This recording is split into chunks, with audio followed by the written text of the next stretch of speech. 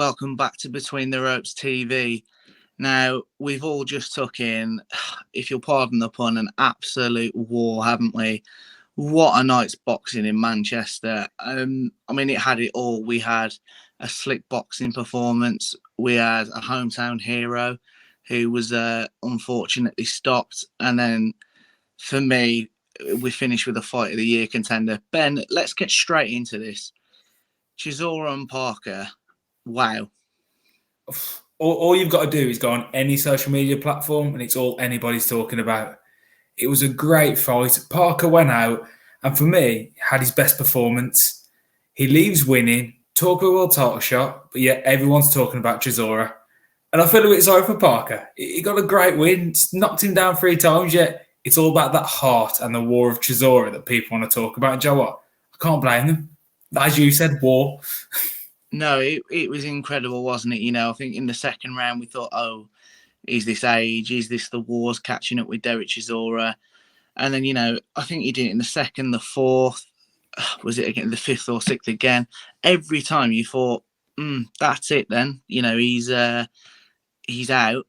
He just came back swinging for the fences as well. Later on in the fight, in fairness to him, it's just experience for me. He sat on the ropes. He's trying to get as much of a breather as he possibly can with a 250-pound Joseph Parker sort of bearing down on him.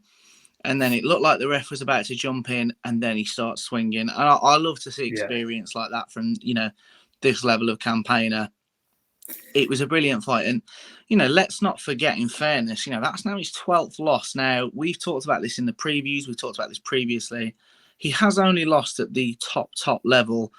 So, I know Dave Caldwell said earlier in the week, and I think the DAZN team highlighted the fact that, he loses tonight, this level of fight is done for him. Do you know, I'm going to say I disagree. I'd love to see him in with a Daniel Dubois. I'd love to see him in with a Joe Joyce. Those are big fights, okay, in Britain, but also affect the world level as well. And just a curveball, imagine him versus Babich. Do you know what? That's what I was going to say. A bit of a white AJ, isn't it, as well? I just think that, that's how you've done that level, but you're going to want to fight him. If you're a fighter and you can't get the big fights, like Dillian White did when he fought him, you're going to want to go against Chisora. But his ring management was brilliant with the ref about to stop it. And every time he got put down, arms by his side, walks into the corner and just waits for Parker to come on. It was brilliant. And I feel a bit sorry for Parker, the way everyone's going to be talking about Chisora. But he's got years left in him if he wants it because of the way he fights. Yeah, at some point I do worry, as much as I love it and I'm a fan, I worry, the punches that he does take. You don't want to see something go wrong and we end up seeing him in, one of these punch-drunk boxers that stay beyond their time. But, let's not think about that now. That was incredible. And take nothing from Parker, in fairness. He's been under Andy Lee now most of this year, training up in Morecambe. It's the best Joseph Parker for me that we've seen for a few years now. That was a really good performance from him. A lot was made yesterday about the 10 pounds weight gain, 251 pounds. He was the heavier man just slightly. But he really made it work for him, didn't he? I agree with what a lot of the reservations were going into it. He would gas quicker. And I think certainly by the end of the 5th round, you could see signs of fatigue. But he then used it brilliantly. And that's the boxing mind of Andy Lee. I've spoke about it before on this channel. I'm a massive, massive fan of Andy Lee.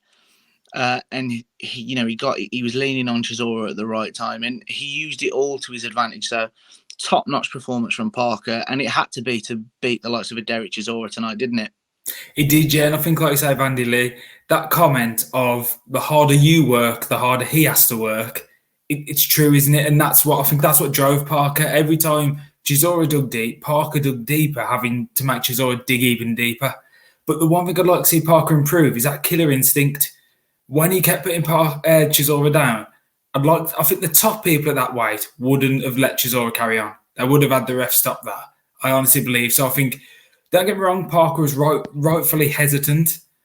But I do think the likes of AJ, Usyk, even though Usyk's been in with Chisora, he didn't hurt him like that. But I do think Fury, Usyk, they would have got that fight stopped. I do believe that. See, I hear you, and I know what you're saying. There's a couple of times I thought that myself. But then I also think with the heart and performance Chisora puts in and put in tonight in particular, I don't blame that cautiousness, because there was a couple of times that Chisora sort of suckered him into thinking like, right, I've got him here. And then he started, that overhand right or a left to the body. And then Parker was caught. And then that obviously encouraged Chisora to come back. So I don't know. I think I hear what you're saying, but I wonder if it's a touch harsh, because I've got to be honest, tonight, I wouldn't want to have been standing in front of Derek Chisora, because he was a man possessed. Doesn't matter that it was tonight, I just wouldn't want to. Well, yeah, regardless. We'll touch on briefly, what's next? Do you think has Chisora got another big fight in him? If so, who against? I don't think next, but you beat the people put in front of you, you're always going to elevate up. So there could be a big fight for him if he beats who's in front of him. But I don't know who's going to be next. I really don't know which route. I think you could say right with Babich, but after what's been said tonight, Babich could be going. Bridger. He's going to go Bridger, isn't he? So I really don't know. What do you think? Who next for him?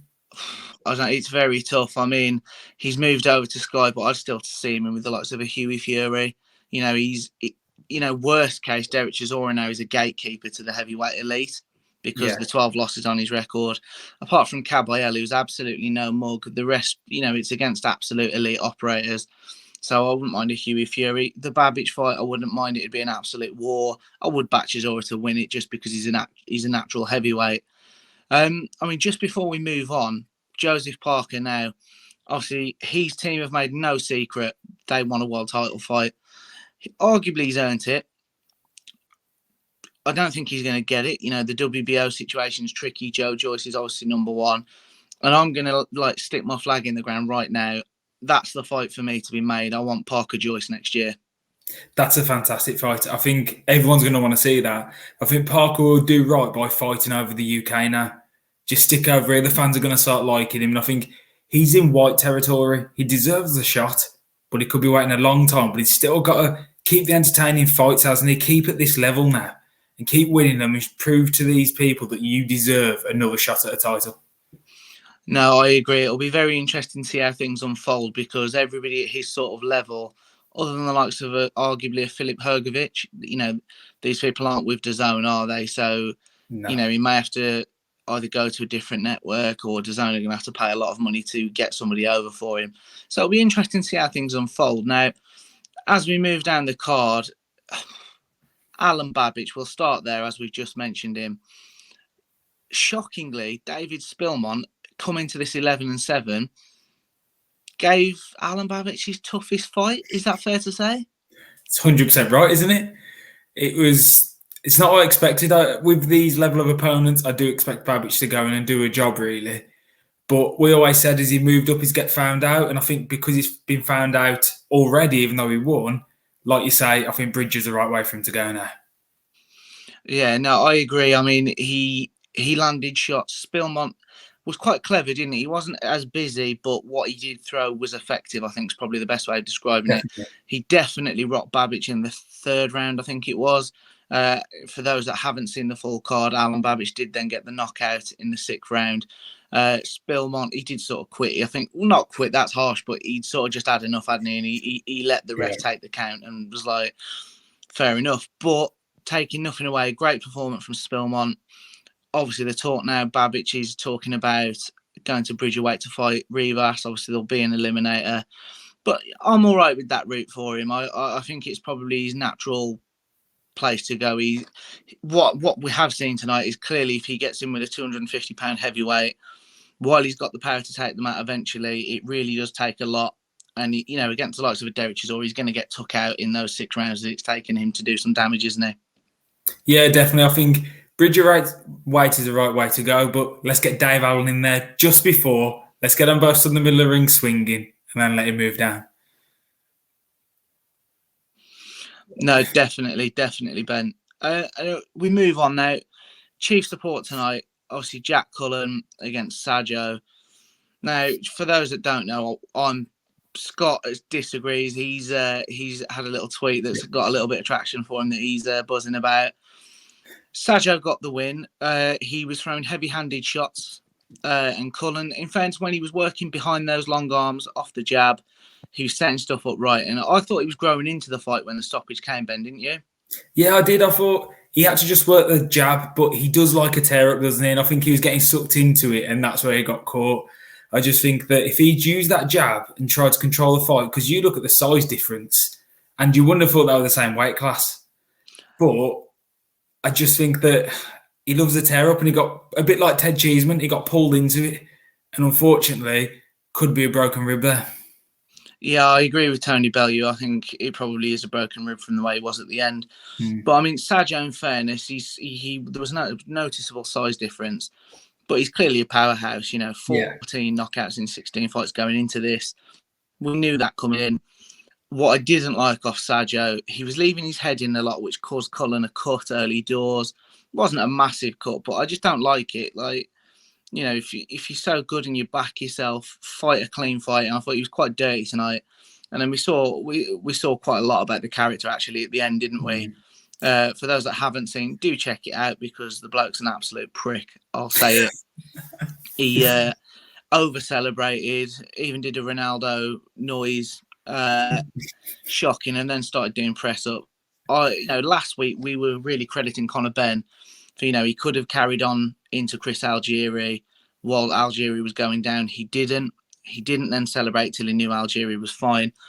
And that's what we want to see in the sport of boxing. We don't want to see some absolute melt doing press ups while someone's potentially on the floor with a broken rib. It's not what the sport's about.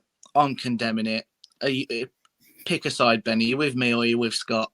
Well, I'm with you. Scott's not here now because he likes it. As he said, he likes the balls on him to do it. And it's no boxing. It's a gentleman's sport, even though there's punches thrown. I think you aim to beat your opponent, but you don't aim to hurt them as such. You want to stop them, but you wish them good health, don't you? And I just think that attitude, it just wasn't right. I wanted Cullen to get back up, even though it was over, and just carry on.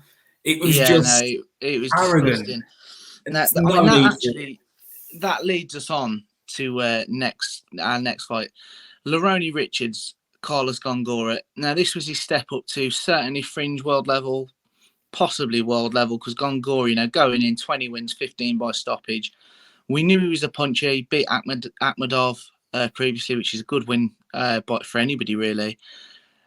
And Lerone Richards tonight, for me, showed his absolute class. I didn't agree with the scorecards. I thought they were too close, and one of them was 116, 112 for Gongora. But Richards, for me, he was slick. He boxed really well. That jab, I mean, it's quite strange as a boxing fan to say the punch of the fight was the jab. But it just kept Gongora at bay, didn't it? Frustrated him. Yeah. There's a bit of blood from the nose, a bit of blood from the lip. And for me, Gongora, shout out to Dave Caldwell as well. Obviously, it's a mixed result for him tonight. Richards got the win, picked up the IBO strap. And then obviously mixed fortunes with Derek Chisora later on. But clinical performance from Richards tonight, don't you think? I do. I think he controlled the fight and he looked so well. Like you say, he used the jab. And I don't see how they had a split decision. I had Richards just dominating that fight.